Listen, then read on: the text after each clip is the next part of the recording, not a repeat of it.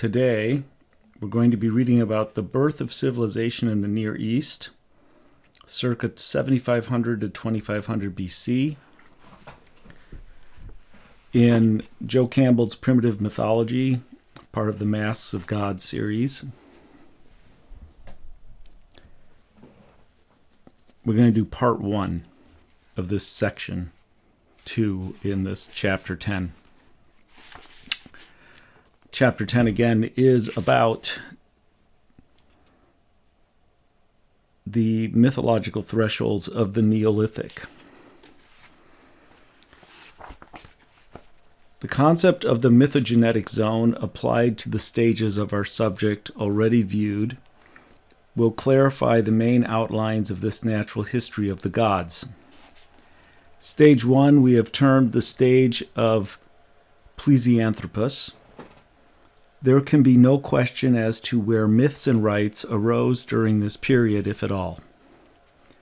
Whatever part of the earth the students of paleontology may ultimately recognize as having been the zone of hominization, the part of the earth in which our species stepped away from its less playful, more grown-up, more serious-minded, economically oriented fellows and began to play games of its own invention instead of only those of nature's, we shall recognize as our primary mythogenetic zone. The brain capacity of Plesianthropus does not promise much in the way of stimulating ideas, nor is the evidence rich enough to give us more than clues for romantic guesses. Yet both the pygmoid and the gigantic hominids of that time must have responded, as all animals do, to the sign stimuli not only of their environments, but also of their own bodies and social situations.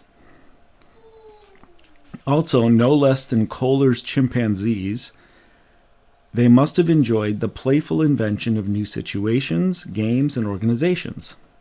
Such games, it is true, are not yet rites. But if the brain of Plesianthropus was capable of playing with patterns of thought as well as with patterns of movement, the ground was present for a seizure on this level.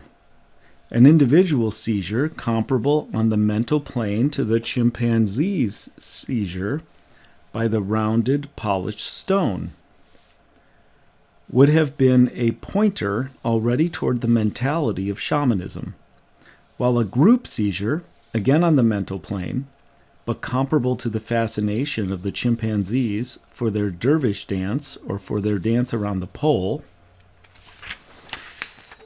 would have produced something like a popular cult.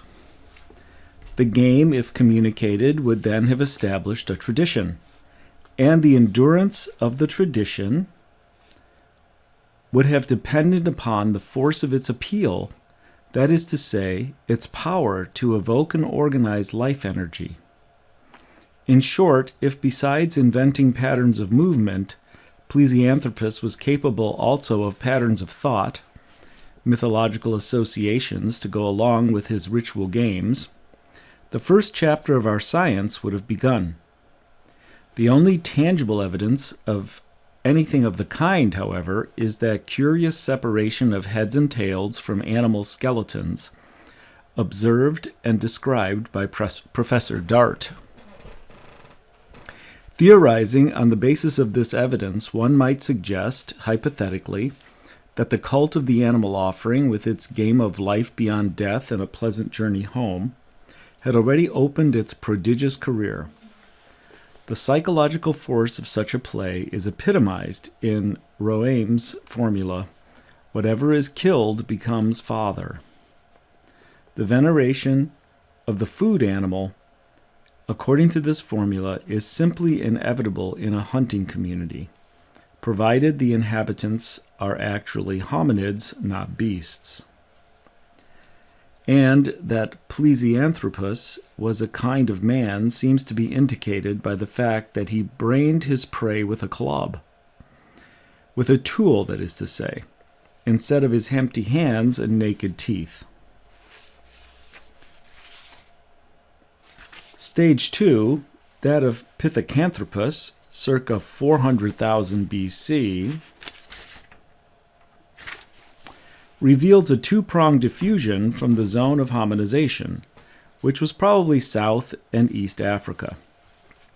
1. Northward into Europe, Heidelberg man, and 2. Eastward through the tropical arc to Java, Pithecanthropus, and then northward up the Pacific coast to Peking, Sinanthropus. For the primitive mythology of the animal head cult, if such existed, zones 1 and 2 would thus have been zones of diffusion. However, two new phenomena now appear, and these would seem to indicate the emergence of two new mythogenetic zones. The first phenomenon is the elegant development of the hand axe in the western sector of the tropical arc, Africa to West India, and in Europe. The second, the appearance of fire in the gruesome den of Peking man. Professor J.E. Weckler has observed that throughout much of the early glacial period, the eastern end of the tropical arc was cut off from the west by desert and ice, and that consequently, two separate provinces of human evolution were delineated. In the west, as we have already noted, stone tools developed into beautiful, symmetrical, balanced forms, some of which are so large and elegant as to suggest implements for ritual use. In the east, on the other hand, stone tools remained in a relatively primitive state, but fire was discovered and put to use. The mythology and ritual lore of the hand axe, which in later myth and cult became linked to the idea of thunder, Thor's hammer, the bolt of Zeus, Indra, etc., would have begun then in the West, while the mythologies and ritual practices associated with fire would have sprung like the sun from the East. We do not know what the early mythologies may have been, but I think it interesting that the bolt in later myth is generally associated with a god, whereas fire in the East is frequently the gift or even the very body of a goddess. We have already spoken of the Ainu, goddess of the hearth, and have remarked also that the Ainu name of this goddess, Fuji, appears in the name of the sacred volcano, Fujiyama. In Hawaii, the goddess Pele is the goddess of the dangerous yet beloved volcano Kilauea, where the old chieftains dwell forever, playing their royal games in the flames. And in Malakula, in Melanesia, the journey of the dead leads to and through the goddess guardian of the path to a volcano. In Japan, the sun is a goddess and the moon a god. So too in Germany, where the sun is female, die Sonne, and the moon a male, der Mond. While in France, beyond the Rhine, the sun is le soleil, and the moon la luna. La lune? There is, in fact, a great mythological area east of the Rhine where the myth of the moon brother and sun sister is told. Briefly, the tale of a young woman who at night was visited by a lover whom she never saw. But one night, determining to learn his identity, she blackened her hands in the coals of the fire before he came, and embracing him, left the imprint on his back. In the morning, she saw the marks of her own palms on her brother, and screaming with horror, ran away. She is the sun, he the moon, and he has been pursuing his sister ever since. One can see the hand marks on his back, and when he catches her, there is an eclipse. This myth was known to the North American Indians as well as to the Northern Asian tribes, and may indeed be of immense age.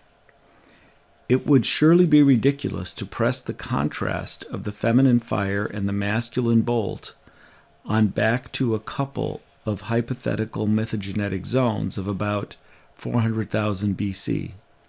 But a polarity of some kind is surely indicated in the evidence, and who will say that in the deepest levels of our two culture worlds of East and West, which harbor even greater differences than anyone today cares to think, the dialogue could not still be in progress of the god of the bolt and the goddess fire. All right, we'll stop there for now, and we'll pick up with stage 3 in this section 2 next time.